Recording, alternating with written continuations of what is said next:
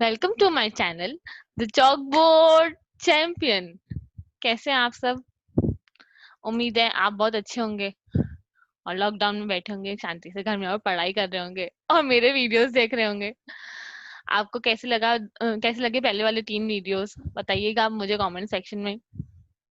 अब आगे अपन आज नए टॉपिक से स्टार्ट करेंगे।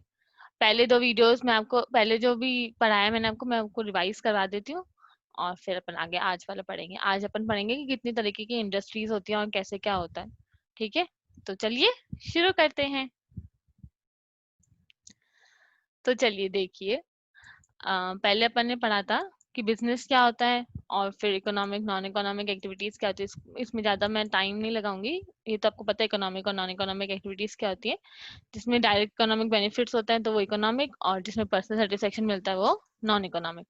और फिर 3 तरीके की इकोनॉमिक एक्टिविटीज होती हैं, BEP, बिजनेस, एम्प्लॉयमेंट और प्रोफेशन। ये तो अब पढ़ा दिया मैंने। अब बिजनेस क्या है, एम्प्लॉयमेंट क्या है और प्रोफेशन क्या है। उसके बाद ये इसके एग्जाम्पल्स अपन ने इसको इन तीनों के डिफरेंस को अपन ने मेमोरी टेक्निक से सीखा था। आप एक बार मुझसे वापस बता दीजिए मुझे क्या है मेमोरी टेक्निक। CA की क्वालिफिकेशन मिलने के बाद हमारा मेन ऑब्जेक्टिव था बिजनेस कमेंस करना, जिसमें सबसे पहला काम था नेचर ऑफ वर्क इन्वॉल्व देखना और कोड ऑफ कंडक्ट बनाना। और जिसने भी रिस्क लेकर इन्वेस्टमेंट किया और ट्रांसफर ऑफ इंटरेस्ट किया उसको रिवॉर्ड मिला। और ये सारे जो हैं जो बोल्ड में किए हुए हैं वो सारे बेसिस हैं, इनको आप याद कर लीजिए मेमोरी टेक्निक से, फिर आप आराम से लिख सकते हैं तीनों के बीच में डिफरेंस। उसके बाद अपन ने पढ़ा था नॉन इकोनॉमिक एक्टिविटीज थोड़ा डिटेल में कि क्या होती है। उसको अपन को पर्सनल सेटिस्फेक्शन और साइकोलॉजिकल सेटिस्फेक्शन मिलता है। अपन दूसरों के लिए जो मदद दूसरों की मदद करते हैं या फिर जो अपनी हॉबीज को परस्यू करते हैं, तो ये सब अपना क्या हो गया, नॉन इकोनॉमिक एक्टिविटीज। फिर इन दोनों के बीच में डिफरेंस पढ़ा था। फिर अपन ने पढ़ा था कुछ केस स्टडी के बारे में थोड़ा सा पढ़ा था।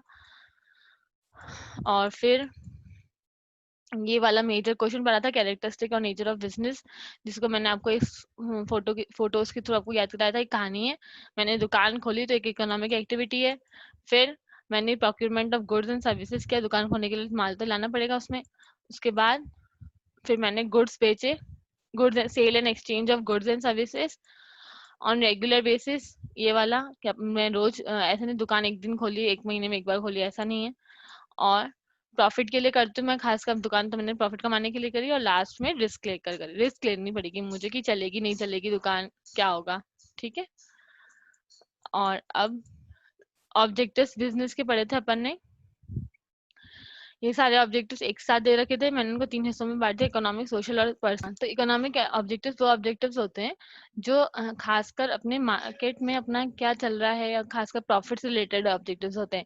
जैसे मार्केट स्टैंडिंग, अपन को दुकान सालों साल चलानी है, अर्निंग प्रॉफिट्स, बिजनेस को ज्यादा प्रॉफिट अर्न करनी पड़ेगी, और प्रोडक्टिविटी मतलब हमारी अगर कोई फैक्ट्री है तो हमारी ज्यादा से ज्यादा माल निकले, वेस्टेज बहुत कम हो। सोशल ऑब्जेक्टिव्स जो हमारे समाज से रिलेटेड, किसी बिजनेस दुकान खोली तो उसने या फैक्ट्री खोली तो क्या समाज से रिलेटेड या कस्टमर से रिलेटेड क्या ऑब्जेक्टिव होंगे उसके, वो। फिजिकल और फाइनेंशियल रिसोर्सेज जो हम यूज करते हैं एनवायरनमेंट के, उनको ध्यान रखना। सोशल रिस्पॉन्सिबिलिटी, अगर हो सके तो हम ऐसे थोड़ा कम वैल्यू में दें, जैसे ITC मैंने बताया था वो क्लासमेट वाला एग्जाम्पल। और इनोवेशन, नई नई चीजें इनोवेट करते रहें, मतलब बिजनेस का ये भी एक ऑब्जेक्ट होता है, अब नई चीजें अपने इनोवेट करते रहें अपने शॉप में या फिर अपनी फैक्ट्री में लेके आए, ताकि उनका बिजनेस बहुत ही फ्लरिश कर जाए और अलग ही लोग आए उनकी तरफ अट्रैक्ट हो। तो अब जैसे मान लो एक दुकान अगर बहुत अच्छे से सजी हुई है, शोरूम बहुत अच्छे से सजा हुआ है और आपको सब सामान मिल रहा है, तो आप ज्यादा करके वहीं जाओगे। और एक दुकान है जहाँ पे आपको बहुत ही कम सामान मिलता है, वहां नहीं जाओगे। तो उस हिसाब से। और पर्सनल ऑब्जेक्टिव मतलब जो भी काम कर रहे हैं तो उनका ध्यान रखना, क्योंकि वर्कर्स हम हर बिजनेस की जान होती है, तो उनको कॉम्पिटेटिव सैलरी देना, जितना उनकी क्वालिफिकेशन है उस हिसाब से उनको देना। और दूसरा वर्कर्स परफॉर्मेंस एंड एटीट्यूड, मतलब उनका परफॉर्मेंस अपने बिजनेस के प्रति बहुत अच्छा होना चाहिए। वो लोग बिजनेस जहाँ काम कर रहे हैं वहां उनका उसको अपना ही समझे, उसको उनका ऐसा एनवायरनमेंट देना। ठीक है, तो ये 3 ऑब्जेक्टिव्स हो गए। फिर पढ़ा था अपन ने ये बिजनेसमैन कैसे होगा। सबसे पहले प्रॉफिट कमाएगा, इकोनॉमिक ऑब्जेक्टिव, दूसरा सोशल ऑब्जेक्टिव, और तीसरा हैप्पी वर्कर। सभी बिजनेसमैन बहुत अच्छा बिजनेसमैन बन पाएगा। रोल ऑफ प्रॉफिट, इसमें मैंने आपको मेमोरी टेक्निक सिखाई थी कि goodwill sir help in expansion and growth. Goodwill का मतलब, प्रॉफिट का क्या रोल होता है कि वो गुडविल अपना जनरेट करवाता है। सर का मतलब survival, index of performance, R for risk, reward for bearing risk और एक्सपेंशन एंड ग्रोथ, तो ये एक ही पॉइंट है कि एक्सपेंशन एंड ग्रोथ में हेल्प करता है। कि प्रॉफिट का क्या रोल होता है बिजनेस में, ये इस मेमोरी टेक्निक से सिखाया था। अब आगे इसमें क्वेश्चंस पढ़े थे अपन ने, कुछ देखे थे। और बिजनेस की एक्टिविटीज को फंक्शन के बेसिस पे कितने में डिवाइड किया जा सकता है, इंडस्ट्री और कॉमर्स में। इसमें मैंने आपको बस बताया था इंडस्ट्री क्या होती है, उसके टाइप्स बताए थे, प्राइमरी, सेकेंडरी, टर्शरी। आज हम इन सब टाइप्स के बारे में पढ़ेंगे, ठीक है। इंडस्ट्री क्या होती है, जो हमारे रॉ मटेरियल को यूजफुल प्रोडक्ट्स में कन्वर्ट करती है। तो कुछ भी गुड प्रोड्यूस कर सकती है, या तो प्रोड्यूसर गुड्स या तो कंज्यूमर गुड्स। प्रोड्यूसर गुड्स वो गुड्स होते हैं जो आगे मैन्युफैक्चरिंग में काम आते हैं, और कंज्यूमर गुड्स जो हम लोग consumer as a consumer consume करते हैं, ठीक है। तीन टाइप्स होते हैं, प्राइमरी, सेकेंडरी और टर्शरी, ठीक है। और ये तीनों के एग्जाम्पल। अब आगे पढ़ते हैं। हाँ, हाँ, तो अब प्राइमरी इंडस्ट्री के बारे में पढ़ेंगे। प्राइमरी इंडस्ट्री बेसिकली वो इंडस्ट्री होती है जो क्या करती है, जो रॉ मटेरियल्स एक्सट्रैक्ट करती है, रॉ मटेरियल्स मानो इन्वायरमेंट से निकालती है। जैसे मान लो फिश रियरिंग हो गई, हम लोगों ने कैटल रियरिंग कर ली या माइनिंग कर ली, वो सब प्राइमरी इंडस्ट्री में आते हैं। बेसिकली वो लोग इन्वायरमेंट से रॉ मटेरियल्स निकालने में हेल्प करते हैं, वो इंडस्ट्री का काम होता है। तो मीनिंग क्या होता है, industry which involve extraction of natural resources and reproduction of living species. Reproduction में सब आ जाएंगे, रियरिंग, पोल्ट्री फार्मिंग, पिसिकल्चर, ये सब आ जाएंगे, ठीक है। इसमें भी दो तरीके के होते हैं, एक तो एक्सट्रैक्टिव और एक जेनेटिक। एक्सट्रैक्टिव इंडस्ट्री कौन सी होती है, जो नेचुरल रिसोर्स में से कुछ एक्सट्रैक्ट करती है, जैसे माइनिंग करना, मिनरल्स करना, फिश टिम्बर निकालना और पेड़ों में से बार्क निकालना, तो ये हो गए एक्सट्रैक्टिव इंडस्ट्री, ठीक है।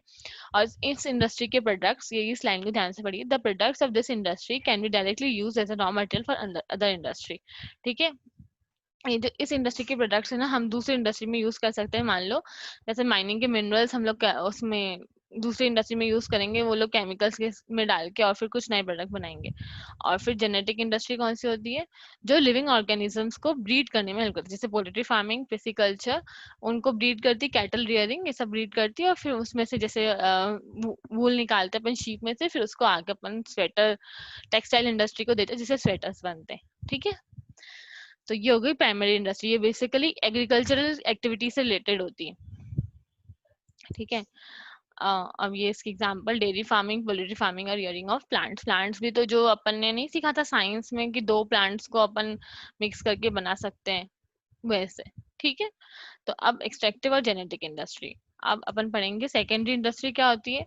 ये सेकेंडरी इंडस्ट्री क्या होती है, जो रॉ मटेरियल्स प्राइमरी इंडस्ट्री से मिलते हैं, उसको वो मशीन्स के थ्रू नए फिनिश प्रोडक्ट्स बनाती है। तो secondary industry majorly raw material use करती है प्राइमरी इंडस्ट्री का।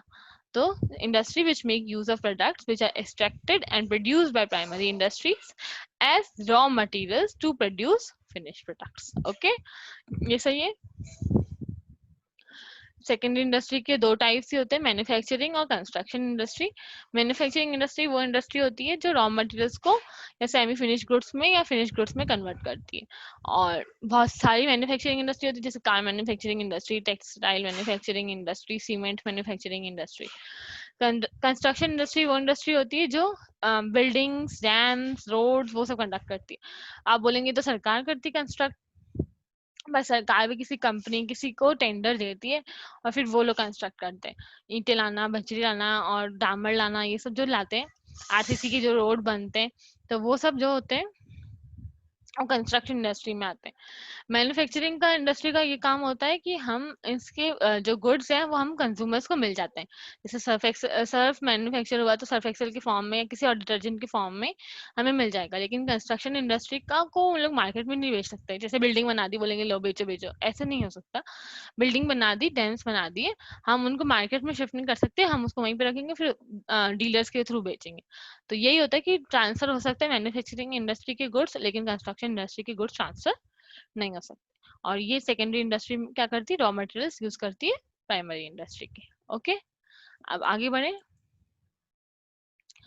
अब मैन्युफैक्चरिंग इंडस्ट्री के भी टाइप्स होते हैं। कंस्ट्रक्शन इंडस्ट्री के तो क्या टाइप होंगे, मैन्युफैक्चरिंग इंडस्ट्री के मतलब इसमें 4 टाइप्स होते हैं। जिसका मेमोरी टेक्निक अब याद रखिए, ASAP, ASAP आपने सुना होगा। अगर आप एज सून एज पॉसिबल, इसका शॉर्ट फॉर्म ऐसा होता है एज सून एज पॉसिबल, जल्दी हमें काम करके दो।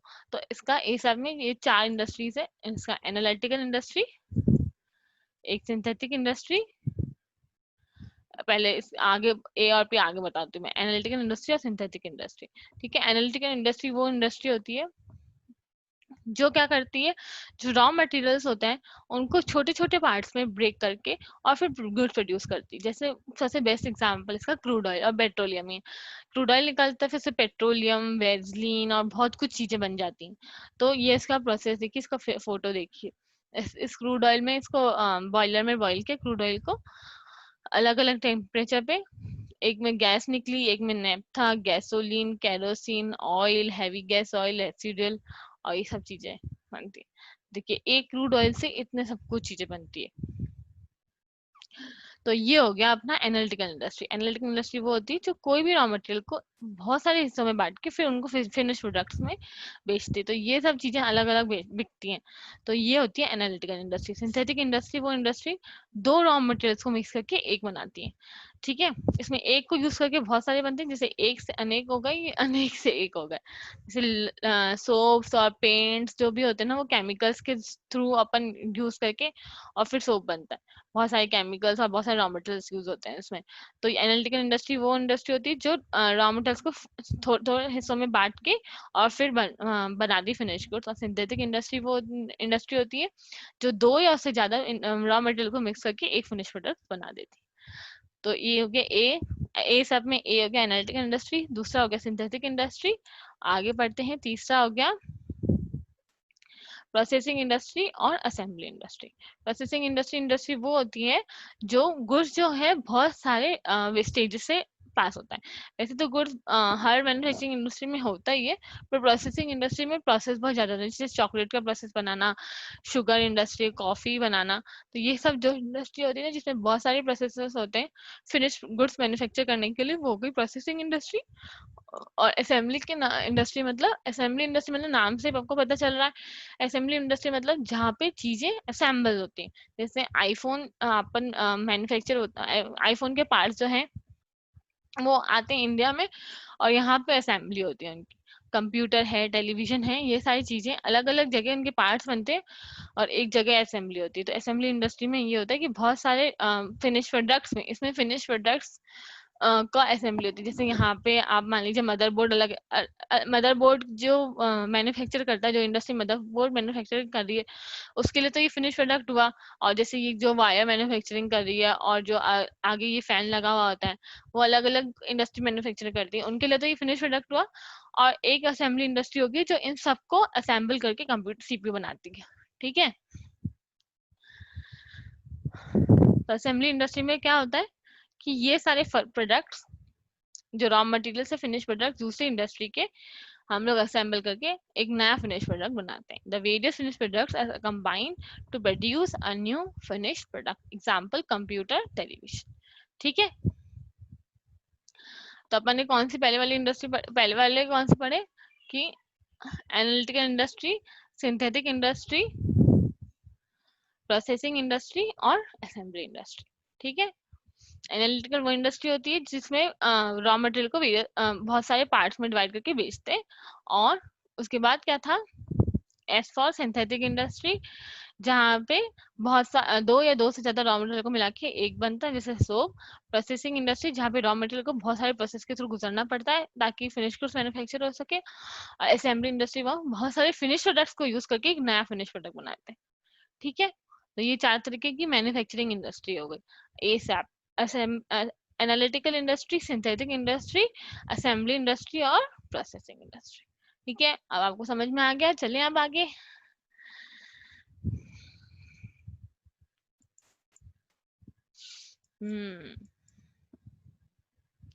अब टर्शरी इंडस्ट्री। अपन ने पढ़ा कि प्राइमरी इंडस्ट्री वो जो एग्रीकल्चरल एक्टिविटीज है उनसे रिलेटेड है, जो इन नेचुरल रिसोर्सेज यूज करती है। सेकेंडरी वो उन रिसोर्सेज को फिनिश प्रोडक्ट में कन्वर्ट करती है, और टर्शरी इंडस्ट्री क्या करती है, जो उन्होंने फिनिश प्रोडक्ट बनाया है उसको मेन कंज्यूमर तक, अल्टीमेट कंज्यूमर तक पहुंचाने में ये टर्शरी इंडस्ट्री हेल्प करती है। टर्शरी इंडस्ट्री के बिना अपनी कोई भी इंडस्ट्री का कोई काम नहीं रहेगा।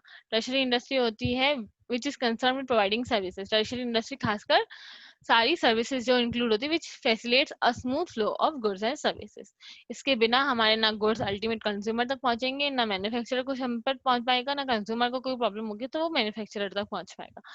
ठीक है, इसके 5 टाइप्स होते हैं,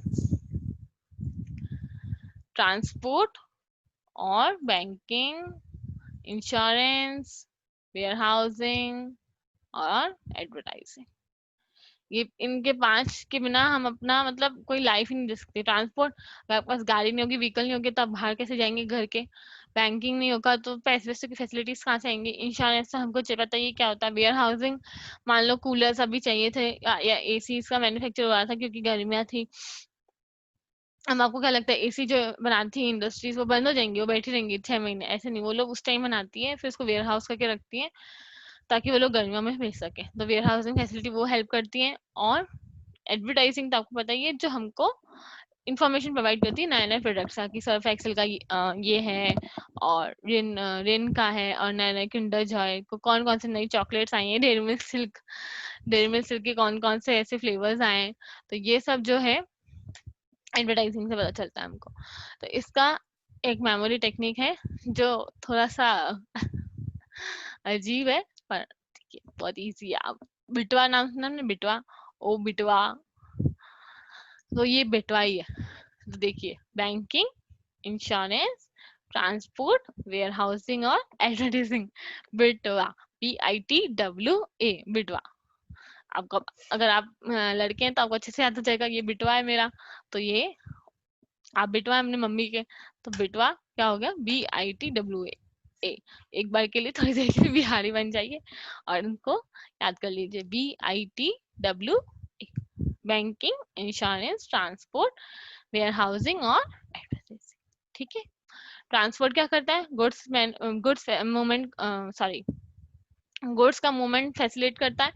बैंकिंग हम क्रेडिट फैसिलिटी देती है, पैसों की जरूरत होती है हम बैंक से लोन ले सकते हैं। इंश्योरेंस क्या होता है, अबे बहुत सारे रिस्क को कवर करता है, जैसे फ्लड इंश्योरेंस होता है, फायर इंश्योरेंस होता है कि कहीं पे फ्लड आ गया तो हम अपने कंपनी को या अपनी फैक्ट्री को इंश्योर करके रखें। वेयर हाउसिंग, अपन गाड़ियों का भी तो इंश्योरेंस लेते हैं, तो बिजनेस चलाएंगे तो उसका तो इंश्योरेंस लेना ही पड़ेगा। वेयर हाउसिंग जो स्टोरेज में हेल्प करता है, एडवर्टाइजिंग जो हमको इन्फॉर्मेशन प्रोवाइड करता है। ठीक है, तो 3 तरीके की इंडस्ट्री के बारे में पता चल गया अपन को, प्राइमरी इंडस्ट्री, सेकेंडरी इंडस्ट्री और टर्शरी इंडस्ट्री। प्राइमरी के 2 पार्ट्स होते हैं, एक्सट्रैक्टिव और जेनेटिक। सेकेंडरी के 2 पार्ट्स होते हैं, मैन्युफैक्चरिंग और कंस्ट्रक्शन। मैन्युफैक्चरिंग के फिर 4 टाइप्स होते हैं, ASAP, ASAP बोलते हैं इसको। क्या है, एनालिटिकल, सिंथेटिक, असेंबली और प्रोसेसिंग। और टर्शरी इंडस्ट्री क्या होती है, बिटवा, banking, insurance, transport, warehousing और एडवर्टाइजिंग। ठीक है, अब आगे बढ़े। अब हमने पढ़ा था कि ट्रेड, 2 तरीके के फंक्शंस होते, 2 तरीके की बिजनेस एक्टिविटीज होती है on the basis of functions. एक ट्रेड होता है और एक कॉमर्स होता है। ट्रेड जो होता है वो सब रॉ मटेरियल्स को ट्रेडर्स और जो मैन्युफैक्चरर्स हैं और जो एक्सट्रैक्टर्स हैं उन सब से रिलेटेड जो एक्टिविटीज करते हैं वो ट्रेड में आती है। कॉमर्स वो एक्टिविटीज जो इन सब को फैसिलिटेट करते हैं, स्मूथ फ्लो में हेल्प करती है। खास के कॉमर्स की वही एक्टिविटीज होती जो हमने टर्शरी इंडस्ट्री में पढ़ी। तो it is refers to all those activities which directly or indirectly help in the distribution of goods to ultimate consumer। तो कॉमर्स के फंक्शंस क्या होते हैं, ये बहुत इंपॉर्टेंट है, आप इनको बहुत अच्छे से करना। मतलब इसमें अगर ये चैप्टर आपके कोर्स में है, आपके सिलेबस में है, तो ये जरूर आएगा। और उनमें से ये क्वेश्चन आना तो 100% श्योर है। इसमें से केस स्टडी बन के आ जाती है, डायरेक्ट नहीं आता है। अगर आ भी गया डायरेक्ट तो ठीक है, वरना खास करके केस स्टडी बन के आते हैं, इनको पहचानना पड़ता है कि कौन सा ऐसे फंक्शन है। ठीक है ना, अब चलिए अब देखिए कि फंक्शंस ऑफ कॉमर्स। पहला, help in removing the hindrance of person. सबसे पहला क्या है कि मतलब मान लीजिए कि आजकल जैसे नहीं बोलते कि ग्रो फर्स्ट सेल, डायरेक्ट आपके पास जो होलसेलर है उसके से और होलसेलर से आपके कंज्यूमर तक पहुंच जाएगा। तो जब ये ऑनलाइन फैसिलिटी नहीं होती थी, जब ये अमेजोन और ये फ्लिपकार्ट नहीं होते थे, तब क्या करते थे लोग, पहले मैन्युफैक्चरर होता था, फिर होलसेलर होता था, फिर रिटेलर होता था, उसके बाद जाके कंज्यूमर को मिलता था। तो अभी ये हटा दिया है, तो अमेजोन से मिल सकता है अपन को। पर ये जो फंक्शन है कॉमर्स का, ये पर्सन मतलब कि मैन्युफैक्चरर घर बैठे तो कंज्यूमर को पहुंचाएगा नहीं, तो उसको कैसे पहुंचे, तो उसका उसका हिंड्रेंस मतलब रुकावट, उस हिंड्रेंस को हटाने में कौन हेल्प करता है, वो है ट्रेडर। फंक्शन जो है इसका ट्रेडर है। The trade segment of commerce creates a link between producer and consumer. Traders help in exchange of goods and services from producer to consumer. ठीक है, देखिए अब इस फोटो में देखिए, ये मैन्युफैक्चरर है, इसने होलसेलर को दिया, डिस्ट्रीब्यूटर को दिया, डिस्ट्रीब्यूटर फिर डायरेक्ट कंज्यूमर को देगा, फिर होलसेलर फिर रिटेलर को देगा, उसके बाद कस्टमर को देगा। तो दो तरीके के मैन्युफैक्चरर के पास। तो ये जो हाँ, तो पिक्चर के थ्रू हम लोगों ने ये सब कुछ देख लिया कि कैसे जो ट्रेडर्स और होलसेलर्स होते हैं वो मैन्युफैक्चरर से कस्टमर तक कैसे पहुंचाते हैं। ठीक है, अब दूसरा फंक्शन है कॉमर्स का,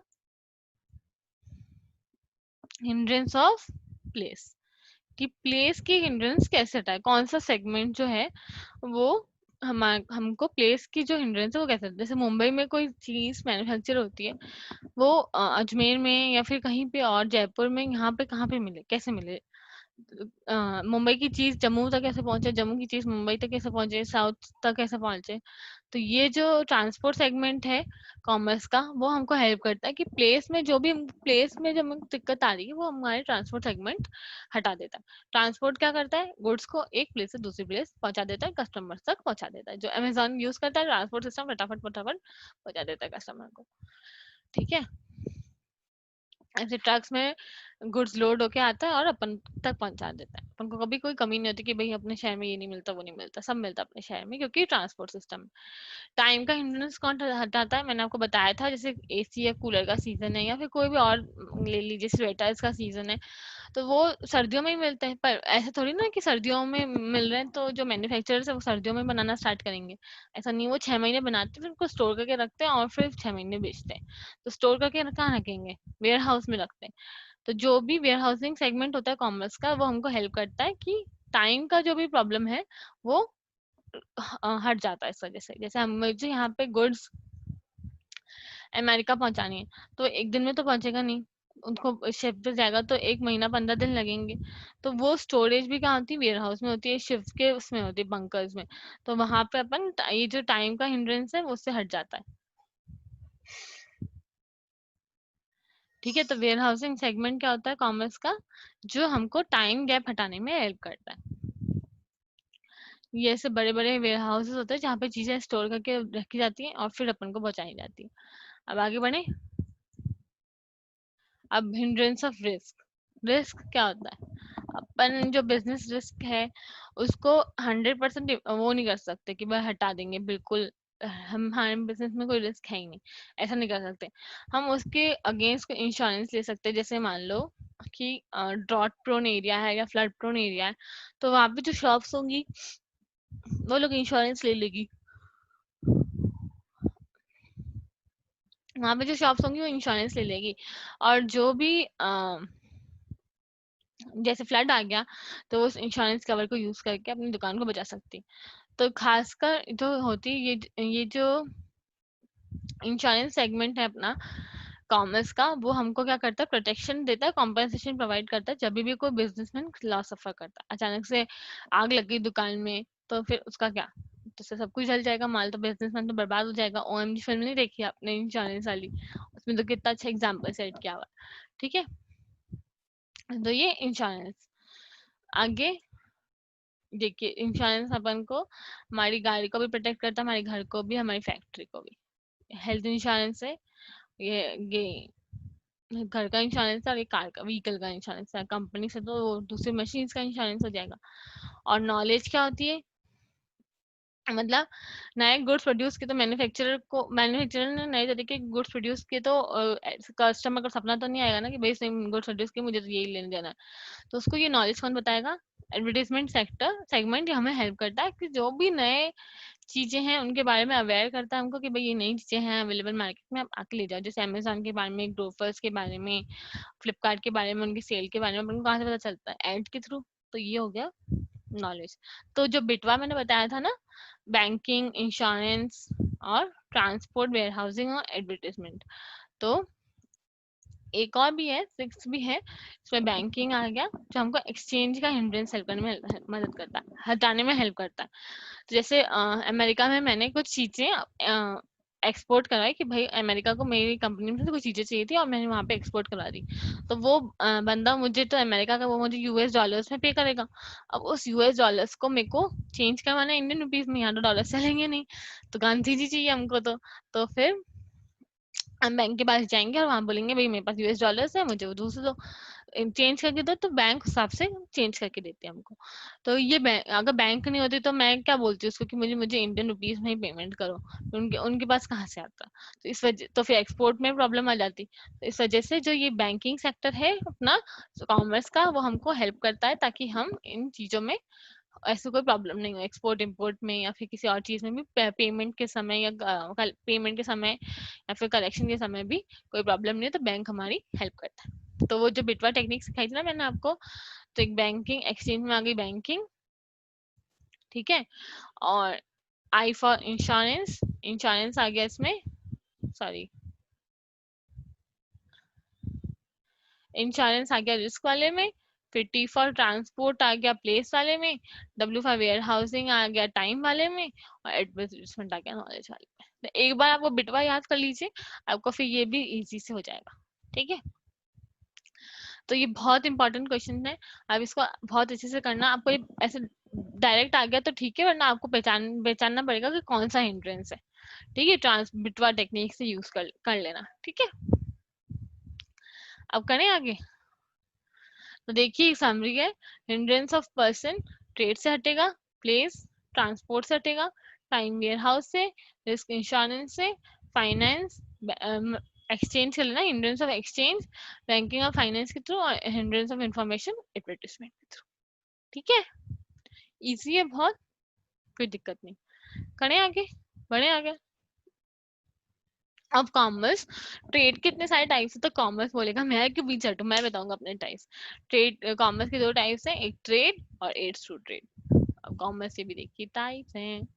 अब आगे बढ़े। कॉमर्स के टाइप्स, सॉरी, इंडस्ट्री के टाइप्स से, वो जब पढ़ने पड़े वो इंडस्ट्री के टाइप्स है। इंडस्ट्री ऑफ कॉमर्स है, कॉमर्स में भी ट्रेड और एड्स टू ट्रेड है, ठीक है। ट्रेड क्या होता है? Refers to buying and selling of goods and services. Traders act a link between the manufacturer and consumer. Traders जो है, मैंने आपको बताया था कैसे लिंक हेल्प करते हैं हमको, प्रोड्यूसर से लेकर कंज्यूमर के बीच में जो भी चीजें होती हैं, जो भी लोग इन्वॉल्व होते हैं, उनको ट्रेडर्स कहते हैं, और वो हमको हेल्प कराते हैं हमारे गुड्स में हमको मिलने में, ठीक है। टाइप्स होते हैं इंटरनल ट्रेड और एक्सटर्नल ट्रेड। इंटरनल ट्रेड मतलब जो हम अपनी कंट्री के विद इन बेचते हैं सामान। जैसे इंडिया के विद इन, मैंने जाके महाराष्ट्र में सामान बेचा, या मैंने जाके वेस्ट बंगाल में सामान बेचा, कोलकाता में, तो वो हो गई इंटरनल ट्रेड। इंटरनल ट्रेड दो तरीके के होते हैं, होलसेल और रिटेल। होलसेल और रिटेल तो आपको पता है, ये तो मैं क्या बताऊं आपको। होलसेल मतलब जो बल्क में गुड्स खरीद के बेचते हैं, और रिटेल ट्रेड मतलब जो छोटे छोटे क्वांटिटीज में कस्टमर तक पहुंचाते हैं। तो पहले होलसेल आता है, फिर रिटेल होता है, होलसेलर रिटेलर को देता है। एक्सटर्नल ट्रेड क्या होता है? इसी का उल्टा, जो outside the geographical limits of the country, India के बाहर, यूएस में, चाइना में, अब तो चाइना में और श्रीलंका में, और जो भी है, आपको कंट्रीज के नाम तो पता ही है, वहां पे अपन एक्सपोर्ट इंपोर्ट करते हैं, तो वो हो गया एक्सटर्नल ट्रेड। एक्सपोर्ट मतलब यहाँ से मैंने गुड्स बाहर बेचा, और इम्पोर्ट मतलब वहां से खरीद के मैं अंदर ले आई।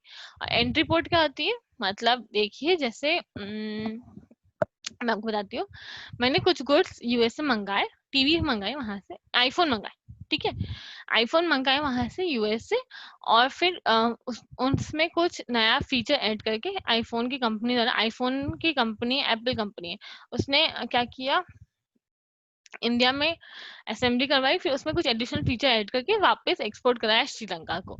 तो ये सब जो होता है एंट्री पोर्ट होता है। एंट्री पोर्ट होती है वो इम्पोर्ट जो हम करें गुड्स का, ताकि हम फर्दर एक्सपोर्ट कर सकें, तो उसको बोलते हैं एंट्री पोर्ट, ठीक है, तो ये हो गया एक्सटर्नल ट्रेड, एक्सपोर्ट, इम्पोर्ट और एंट्री पोर्ट। और इंटरनल ट्रेड में होलसेल और रिटेल। तो ये देखिए एग्जांपल, इस होलसेल शॉप में कितना सब कुछ सामान पड़ा है, वो भी पैक पैक एक बॉक्सेस में, इतना सब कुछ है, ये होलसेल शॉप है। और रिटेल ट्रेड में छोटे छोटे क्वांटिटीज, जैसे शॉपिंग मॉल्स है इसमें। और इसमें एक्सपोर्ट और इम्पोर्ट थोड़ी सी पिक्चर है ताकि आपको याद हो जाए, ठीक है। अब एड्स टू ट्रेड क्या है? एड्स टू ट्रेड मतलब वही सारी जो एक्टिविटीज हमने वो बेटवा जो पढ़ा था, वही सारी चीजें जो हमको हेल्प करती हैं, ट्रेड में फैसिलिटेट करती हैं, वो हो गई एड्स टू ट्रेड। ठीक है, एड्स का मतलब वो फर्स्ट एड वाला एड नहीं होता कि हम वो वाला जो अपन को जैसे कोई चोट लग जाती है तो अपन का फर्स्ट एड जो लगता है वो, तो ट्रेड में को वो फैसिलिटेट करने के लिए जो सर्विसेज यूज करते हैं वो गई aids to trade. Transport, communication, banking, finance, insurance, warehouse और एडवर्टाइजमेंट। ठीक है, ये बेटवा ही है, ये 5 नाम है ना। अब ये बिजनेस रिस्क जो है वो अपन अगली वीडियो में पढ़ेंगे, बिजनेस रिस्क, और उसके आगे की स्टार्ट कैसे करेंगे बिजनेस, और मेथड्स ऑफ डीलिंग रिस्क, ये तीनों टॉपिक अपन अगली वीडियो में पढ़ेंगे। वो छोटा सा वीडियो होगा, ज्यादा बड़ा नहीं होगा, ठीक है। तो उसमें अपन ये तीनों टॉपिक्स पढ़ेंगे। तो अभी के लिए इतना ही काफी है, आप इसको बहुत पढ़िए अच्छे से। और ये जो टॉपिक है हिंड्रेंस वाला बहुत इंपॉर्टेंट है, और एड्स टू ट्रेड हिंड्रेंस वाला वो सब सेम ही है। तो एक बार आपको बिटवा याद हो गया तो फिर आगे आपको याद करने की जरूरत ही नहीं है, एक बार का आपको याद हो गया तो फिर ठीक है। तो ठीक है, आज के लिए बस इतना ही, मैं यहीं पे वीडियो खत्म करती हूँ। गुड मॉर्निंग, गुड नाइट, जो भी जब भी वीडियो देख रहे हो शब्बा खैर। और इस चैनल को लाइक करें, शेयर करें, सब्सक्राइब करें, and thank you so much.